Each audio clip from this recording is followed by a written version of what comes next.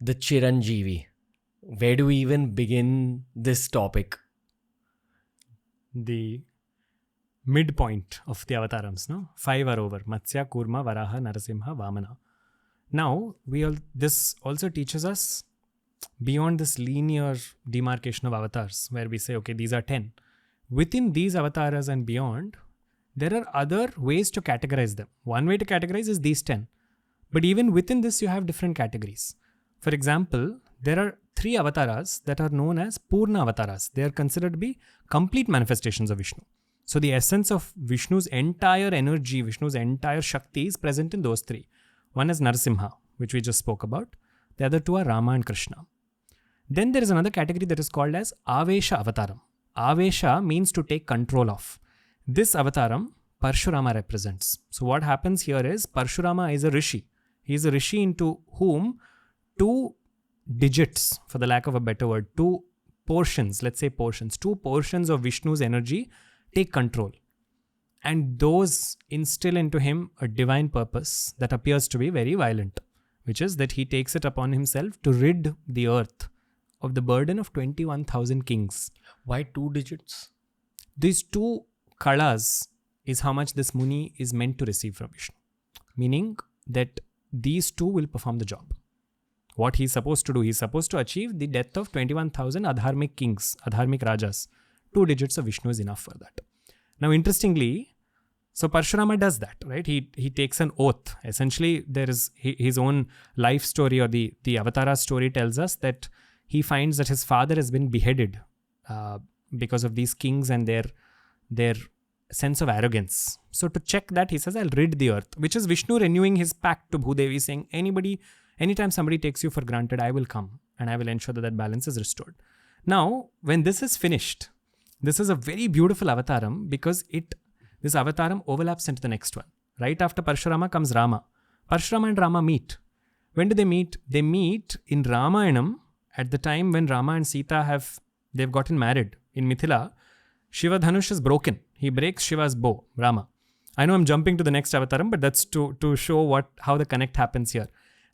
As soon as Shiva's bow is broken, Sita comes, marries him, and that prophecy is honored, or rather Janaka's condition is fulfilled, that only somebody who breaks the bow or somebody who lifts the bow can marry his daughter, and he breaks it.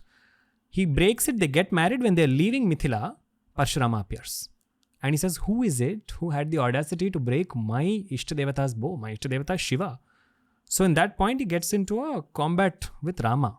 Really? Yeah. And Parashurama recognizes that this is none other than Vishnu.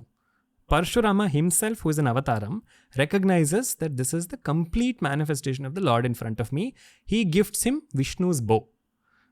This ties up that story. The 2 portions of Vishnu's divinity that entered Parashurama, Parashurama submits them back to Rama. So it enters him as an Avesham and he becomes an Avesha avataram. He hands it over and after that he continues as Parashurama Muni. So that is why he remains as a Chiranjeevi. One is because Vishnu's divinity entered him and exited him. But the Chiranjeevitvam, or the immortality, is also a blessing that is bestowed upon him. So Parashurama is a very, very interesting avataram that again talks about the idea of intense protection. It's fierce protection. Protection isn't always gentle and kind. Sometimes it needs to be fierce. But when it takes over, it can wreak havoc in the negative spaces of the mind. So Parashurama Upasana is meant to instill fear into the negative aspects that reside within us, such that they're altogether annihilated. Parashurama creates way for that positivity. So very, very strong avataram. Because it's Avesham, no? It's like Vishnu took control of that Muni. It's like this Muni becomes possessed. So that is a little bit about Parashurama.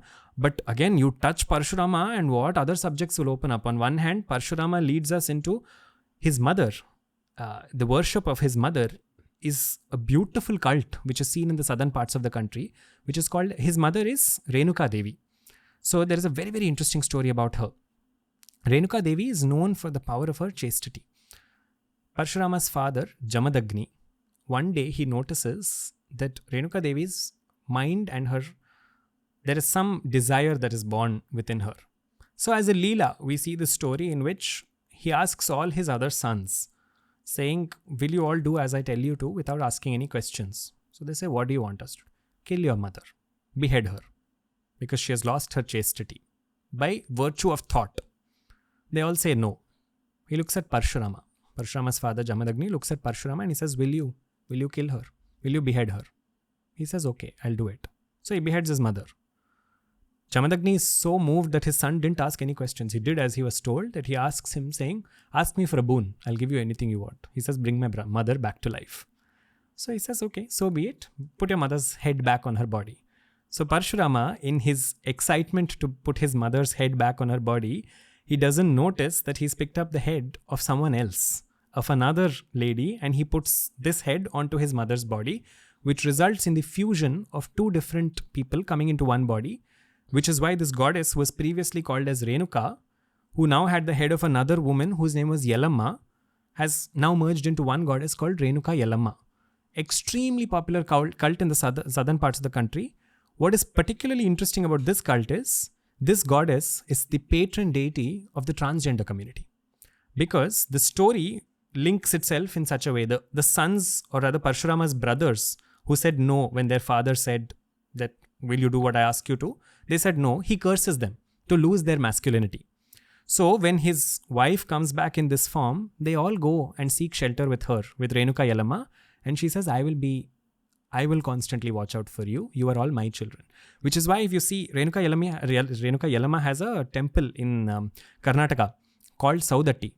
In Saudatti, the transgender community that worships there, it's so beautiful. This is inclusivity in so many ways, and it's not a token homage to the idea. Because here, parents who feel that their children are about to express themselves in a different way, they take them to Saudatti, communities close by, and then they declare there that the goddess has chosen this person. So the people that declare themselves or recognize themselves to be transgenders are said to be chosen by the goddess herself. Wow. All of this through one Parashurama. One Parashurama you open, you'll understand this. Renuka, on one hand, that is the patron deity for communities that are otherwise marginalized, also connects to the Dashamahavidya. The Chinnamasta Vidya is identical to Renuka's Swarupam. It's mind-blowing. Because when you look at Renuka, there is bloodshed. There is the head that is decapitated and all of this that happens. Chinnamasta is the goddess, one of the Vidyas, whose head is removed and blood is pouring and she's consuming her own blood. So one connects to another. Parashurama also connects to Dattatreya, because Dattatreya is Parashurama's guru. So he learns all about Shakti from Dattatreya Swami. So he continues to do Upasana. Parashurama even now roams in the western ghats of the country. He's like Dattatreya. He roams around freely and he can be accessed. Karna is somebody who tapped into the power of Parashurama in the Mahabharata. There are a host of disciples of Parashurama, but he remains as a Chiranjeevi, blessing those who are sincere seekers. I think he's also meant to become Kalki Avatar's guru, if I'm not mistaken. Yeah, there is one version that says this, that he will, because he knows Astra Vidya, Shastra Vidya, the knowledge of various kinds of weapons and the mantras associated with them. Eventually, when Kalki comes, because Kalki is the only avataram in this that is yet to come, at that time, Parashurama will become a guru to him, is what I've also read one or two versions speaking about that. But Parashurama is considered to be a Jnana Swarupam because of the knowledge that he carries within himself, because his guru is Dattatreya. And the mother goddess is his mother, Renuka. So, what was his adversary's name? Kartavirya Arjuna. Kartavirya Arjuna. Yes. Kartavirya Arjuna is known as somebody with 1,000 hands. Sahasrabahu, he is called as. And they both get into huge combat. Sahasra Arjun. Sahasra. When I was a kid, there was an evolved person who told me that when Sahasra Arjun or Kartavirya Arjun was killed, he was also given a boon to be remembered as a deity. But you only call out his name when you've lost something of great importance. Yes. And if you find that thing, then you light a diya in his name. There is a Kartavirya Arjuna shloka. I have seen this. I have seen how people have lost phones, lost money, lost things, my immediate near and dear ones. And my mother chants this whenever something major has gone missing. And I've seen what it's done. Because he has 1,000 hands. So the shlokam also says this. It says, Kartavir Arjuno Nama Rajabahum Sahasravan Tasya Smarana Matrena. By thinking of you, Tasya Smarana Matrena Gatam Nashtam Cha Labhyate. I will find Gatam Nashtam, what has been lost, will be found again. So Kartavir Arjuna is supposed to help you in moments when you cannot find anything. So it's a miraculous shloka. It does the job every single time. So again, these stories go beyond binaries, no? Kartavir Arjuna has a persona that is visibly negative in many stories because he's also full of pride and he's gloating with that pride. But he also is benevolent. So these shades come out beautifully. Through avatars of Vishnu, what we learn is that as people, we are not black and white. We exist in the grey. The idea is the second you tap into divinity, you can go beyond the binaries. The binaries will still exist, but they'll not bother you anymore. But these stories teach you to appreciate the binaries. They teach you to appreciate the binaries and everything in between them. So that is Kartavir Arjuna. All of these characters see centered around one Parashurama. Renuka Yalamma, Chinnamasta, Jamadagni, Kartavir Arjuna. So phenomenal avataram in himself. Coming back to the story. Yes. With the Parshuram story arc, does he begin with Kartavirya Arjun first? Is Kartavirya Arjun somewhere in the middle of his journey, or is it at the end of his 21,000 killing spree? No. So what happens with Parashurama is that his father is beheaded. Because his father is beheaded by Kartavirya Arjuna. Kartavirya Arjuna, so his father has a cow, a wish-fulfilling cow, that gives him anything he wants. So Kartavirya Arjuna comes and demands it from Jamadagni, saying, I want it. And there is a tussle because Jamadagni doesn't keep it for himself. This wish-fulfilling cow, this Kamadhenu, is not for his own needs. This is if somebody comes to his hermitage, he requests this cow and she gives him whatever it is that is required to serve that many people. Kartavirya Arjuna wants to own it. So he takes it upon himself and he kills Jamadagni. So Parashurama hears of this. This happens later in the Avataram. But this marks the Avataram's focus. The Avataram came for this. So before that, Parashurama's Charitram doesn't go too much into detail about what all happened with him. We know him to be an Avataram or a Tapas Swarupam, somebody who is in Tapas. But when he's away at Tapas is when this happens. And then he takes it upon himself saying, I will rid the earth of 21,000 such kings that are I will spill their blood. Before this is when the entire Renuka episode also happens with his mother. So, yes. Okay. What happens to the cow? The cow comes back to his ashram. He releases the cow from Kartavirya Arjuna. She comes back. Is anything said about the battle between Parshuram and Kartavirya Arjuna? Oh, yes. That how Parashurama put his pride into place. The interesting things, because we're talking about cows, I also want to mention how when you look at stories like this, you have this concept of katha, and you will have a pratibimba, a reflective story, identical story about a tussle between a muni and a raja, a king and a rishi about a cow, is Vasishtha and Vishwamitra. Vasishtha also has a cow, Surabhi. Vishwamitra at this point is not even a rishi. He is a king by name Kaushika. Kaushika comes to Vasishtha and Kaushika has this pride about himself that I'm a king. So he comes to Vasishtha's hermitage and he says, can you feed me? I mean, look at how many people I've brought with me. So many of my Sena are here. He says, I can, you come, don't worry. And then Kaushika comes inside and realizes that Vasishtha has this cow and this cow can give anything. So he fights with Vasishtha and he says, I want this cow. And Vasishtha said, no, she's here because here her needs are focused on dharma, or rather we ensure that we are not asking for anything for ourselves, but you as a king will ask for yourself. So they get into an argument, and that argument becomes so severe that Kaushika leaves very, very unhappy. He fights with him, but he leaves with that sense of, I want to be greater than Vishwam. I want to be greater than Vasishtha.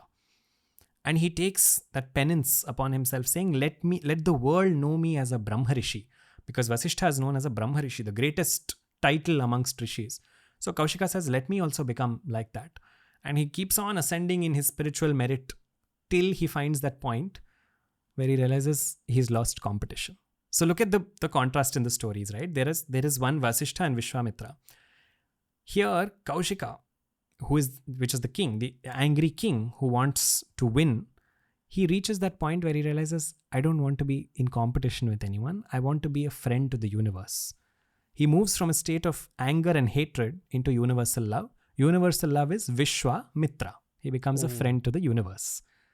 Versus Jamadagni and Kartavirarjuna. Kartavirarjuna said, if I can't have, you can't have, to hell with you. That's what it is. So, two stories starting at the same point saying, what can your desire do to you? Your desire can either make you burn with envy to the point that you will lose all rational thinking and do something you shouldn't have, or it can lead you to a point where you realize, I don't need this desire. I've gone past this desire. Two beautiful ways of looking at the same thing. Two journeys that can happen within us. So these reflective stories, these connections make us think, oh wow, they're trying to tell you much more than a story. They're trying to tell you about what's happening inside us all the time. So possibilities galore. What's said about Parshuram's story arc at the end of his killing spree? What's said about Parashurama is that he continues to learn from Dattatreya Swami. And when his father is beheaded, his mother, Renuka, tells him, take his head to a specific place. Keep roaming with his head. Where she gives him a series of interesting happenings. There are variations within the story, so I'll not go into the details too much. But she tells him, where you see certain extraordinary happenings, perform the Antima Samskaras there. Perform the last rites over there. Know that that place is where you will find divine grace. So the place that he chooses, which is in the Western Ghats or the Sahyadri Parvatas, the place that he chooses is exactly where Dattatreya appears to him. So that is how the Avatara's journey, I will not say culminates, but the story culminates there, saying he continues to learn from Dattatreya then on and goes within and then moves to the Himalayas. So what do you think is the meaning of he is still accessible? You tap into the power of Parashurama. Quicker than another deity. Depends on what that other deity is. So, like I said, so the category of devatas that bless you immediately are called as Kshipra Prasada. Kshipra is immediate. Prasada is blessing. Kshipra Prasada, they have the quality of that. Kshipra Prasada Lakshana. All the deities that have animal heads and human bodies are all Kshipra Prasada. Hanuman, Ganapati, Narasimha, Varaha. All of these are predominantly like that. You reach out, they can come like this. Parashurama is considered a Kshipra Prasada as well, though he is an exception to this rule. What I mean by this is, Parashurama is a Raksha Swarupam. So, when you are in danger, Parashurama will come. Because Parashurama's, look, anytime you want to understand what can this avatara do for me as a sadhaka, how can this avatara support me? When you ask it from a non-selfish point of view, look at what the story is telling you about that avatara. You'll understand. When things are dropping for you and you're feeling like everything is going to, all my effort up till this point is gone, it's baseless. Kurma avatara will help you. He'll give you a base and say, no, don't worry. What that means in terms of your sadhana is your Mooladhara will get strengthened if you do Kurma Upasana. So Kurma is also the force that keeps the earth on its axis. So if you go to temples, especially in the south, you'll see this. You'll see Kurma drawn out or carved out. On top of Kurma, there will be the world. Or rather, on top of Kurma, there will be Adisesha. On Adisesha's hoods is where the earth is supported. Idea is, in your own body, that this massive universe is being replicated here. This is the microcosmos. Same thing. You just look at what is happening in that story. You'll find a way to tap into it saying, oh, this is what this avatara will do for me. So Parashurama will give you the strength to power through difficult situations. When you have Shatru Badha, when you are finding yourself struggling with enemies, with people that do not have your best interests at heart, Parashurama will support you when you get into that space of sadhana. So, and that leads us to the idea that there are certain Purna avataras that encapsulate all of these. Now, for example, I may just be a devotee of Vishnu. In a moment of crisis, my intellectual mind will not come into being saying, okay, right now, this is the kind of crisis that I'm going through. So therefore, this is the Devata I will reach. I will just think, God, please help me. But that's when I trust that wisdom saying that wisdom will decide what form it has to take and come. I don't have to say, everything that I'm doing is collapsing. So please come as Kurma. Everything that I'm doing is collapsing. Please come. He will decide what form he needs to come and take. So this is where the fluidity of the forms also begins. And that is why there is this very beautiful story. Again, I'm jumping to show how the Dashavataras find mention in such beautiful and unexpected of places. This comes to us in the Brahmanda Purana. Here, the goddess Shakti, who is manifest as Lalita. Lalita is waging a war against this Rakshasa called Bhandasura. Bhandasura is such a powerful Rakshasa that he releases 10 types of Asuras onto Devi's army. So, looking at each Asura that he sends one Asura to hide all the knowledge that they know. So, these Asuras are not physical Rakshasas. These are forces that go into their mind and make them forget everything that they have learnt. Immediately she responds by picking up her hand, and from her first finger comes out Matsyavatara. Matsyavatara goes and retrieves everything that was lost in the heads of her Sena. Next, he sends a Rakshasa that causes all of them to lose confidence and feel like their work up till now is useless. So everything is sinking. She sends Kurmavatara. Each of the Rakshasas that he sends, she sends a counter avataram to, which is described in one word as Karanguli Nakhotpanna. From the tip of her nails, Kara Anguli Nakha Utpanna Narayana Dashakritihi. Narayana's 10 avatars came from here. So for Shakti Upasaka, if you just worship her hands, Narayana's 10 avatars will protect you. One thing will lead you into another. Jai Mata Di. Exactly.